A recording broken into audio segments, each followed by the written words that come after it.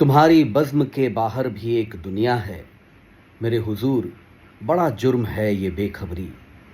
मोहम्मद अली ताज भोपाली का ये शेर मुझे इसलिए याद आ रहा है कि मैं जहाँ भी जाता हूँ आजकल, स्टूडेंट्स हों या दोस्त हों या परिवार वाले हों, जो भी हर जगह पे लोग मुझे पूछते हैं कि भाई क्या हो गया है बॉलीवुड को?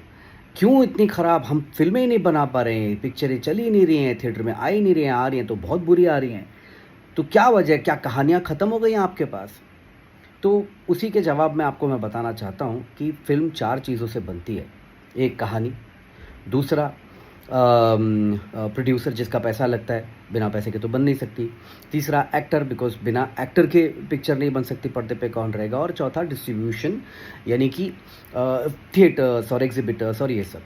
अब चलिए उल्टी बात करते हैं, चारों को एक-एक करके देखते हैं। अगर डिस्ट्रीब्यूशन की बात करें तो आप एक्सपेक्ट कर रहे हैं, थिएटर ओनर्स एक्सपेक्ट कर रहे हैं, मल्टीप्लेक्सेस एक्सपेक्ट कर रहे हैं कि 500-600 रुपए खर्च करके 2 आदमी पिक्चर देखने के लिए आएँ। It's just not possible.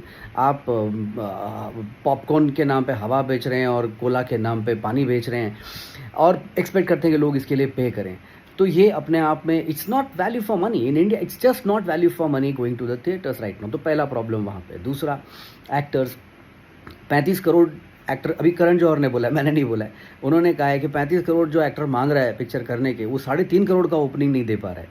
ठीक है? तो कहीं न कहीं आपने फैन्स में इन्वेस्ट नहीं किया, आपने इकोसिस्टम में इन्वेस्ट नहीं किया। आप बड़े स्टार हैं, लेकिन आप इन्वेस्ट बैक नहीं कर रहे हैं इस इंडस्ट्री में। वो एक बड़ा प्रॉब्लम है। तीसरा, प्रोड्यूसर। प्रोड्यूसर अपने आप में कोई बुरा नहीं है, सब अच्छे हैं, इंडिपेंडेंट प्रोड्यूसर सभी अच्छे होते हैं, लेकिन चूंकि कॉर्पोरेटाइजेशन हो गया है, तो कॉर्पोरेटाइजेशन के नाम पे जो डी रिस्क करने वाली घटना होती है कि हम रिस्क नहीं ले सकते हम, लेकिन ये बिजनेस ही रिस्क का है। अगर आप रिस्क नहीं लेंगे तो इस बिजनेस को आप आगे नहीं बढ़ा सकते। You have to invest somewhere. तो अगर आप ये डर के दरवाजे बंद करके बैठ जाएंगे, अभी तो कुछ नहीं चल रहा है, जब कुछ चलेगा तब बनाएंगे, तो ये प्रोड्यूसर्स का भी प्रॉब्लम है। और चौथी चीज़ आती है कहानी। तो कहानी लिखने वालों पे या कहानी बोलने वालों पे ये अगर आप दोष लगाएं, तो मैं इतना ही कहूँगा कि हमारी गलती शायद 1/4 है, लेकिन 3/4 गलतियाँ इस इंडस्ट्री की भी हैं, जो इसे सुधरने की ज़रूरत है। और बाकी जो राइटर्स तो समझ गए हैं, कहानियाँ लिखने वाले जानते हैं कि ये कहानियाँ चल रही हैं, कहानियाँ नहीं चल रही, और मुझे क्या चेंज करना चाहिए और कैसे लिखना चाहिए और क्या पब्लिक की आवाज़ होनी चाहिए। कहानी लिखने वाले हमेशा सच ही बोलने की कोशिश करते हैं। लेकिन प्रॉब्लम ये है कि जो डिस्ट्रीब्यूटर्स हैं या जो एग्ज़िबिटर्स हैं या जो मल्टीप्लेक्सेस की चेन चलाने वाले लोग हैं, वो भी अपने एसी कैबिन्स में बैठे हैं और वो नहीं सुन पा रहे हैं कि लोग क्या चाहते हैं और उसको एड्रेस नहीं करना चाहते हैं। एक्टर्स अपने एसी बंगलोज़ में बैठे हैं और पार्टियों में घूम रहे हैं और शादियों में नाच रहे हैं, लेकिन वो भी ये नहीं समझ रहे हैं कि ऑडियंस क्या चाहती है। और ना ही प्रोड्यूसर अपनी एसी ऑफिस में बैठ के डिसाइड कर पा रहा है कि क्या बनाना चाहिए और कैसे बनाना चाहिए या किन लोगों को काम देना चाहिए।